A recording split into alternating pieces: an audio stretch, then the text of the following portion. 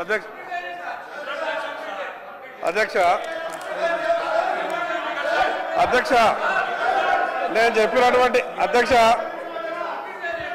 అధ్యక్ష గౌరవ ముఖ్యమంత్రి గారు అధ్యక్ష ఇప్పుడు 9.5 సంవత్సరాలు మంత్రిగా చేసిన మా తాతలు నేతులు తాగిండ్రు కాబట్టి మీరు మా మూతులు నాకండి. ఇట్లాంటి అర్థం పర్థం లేని చర్చలతోనే ప్రయోజనాలు లేదు అధ్యక్ష. అధ్యక్ష ఇప్పుడు ఈ డాక్యుమెంట్ ఏదైతే ఉందో ఇది అఫీషియల్ వెబ్సైట్లో లేదు అధ్యక్ష. తెలంగాణకున్నది టీజీ ఆన్లైన్ వెబ్సైట్ అధ్యక్ష. ఇందులో ఎస్కేఎస్ రిపోర్ట్ లేదు. ఎస్కేఎస్కు ఎన్ఐసి ఐటీ పార్ట్నర్ అధ్యక్ష. ఎన్ఐసి వెబ్సైట్లో కూడా ఈ డేటా డాక్యుమెంట్ లేదు. ఈ డాక్యుమెంట్ ఎక్కడుంది అధ్యక్ష? ఎంసీఆర్ హెచ్ఆర్డి వెబ్సైట్లో ఉంది. మరి చెన్నారెడ్డి హ్యూమన్ రిసోర్స్ దాంట్లో ఇందులో ఉంది. ఈ వివరాలు ఎవరు తయారు చేసిండ్రు, ఎవరు అందులో పెట్టిండ్రు, ఎవరు ఓనర్షిప్ క్లెయిమ్ చేయలేదు అధ్యక్ష. Point number 1.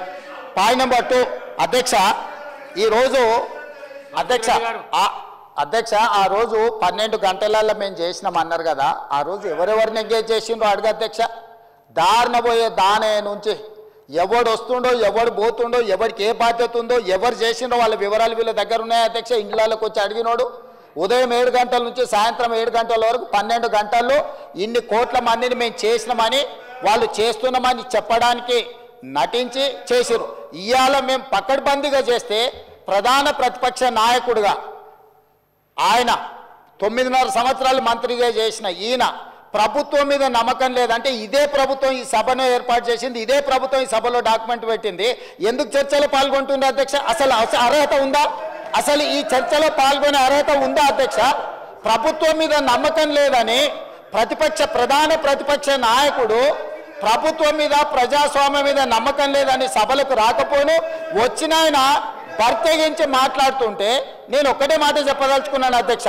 దయచేసి తమరికి విజ్ఞప్తి చేస్తున్నా, ఈ సర్వేలో పాల్గొన్న వాళ్ళను మీరు శిక్షించాలి.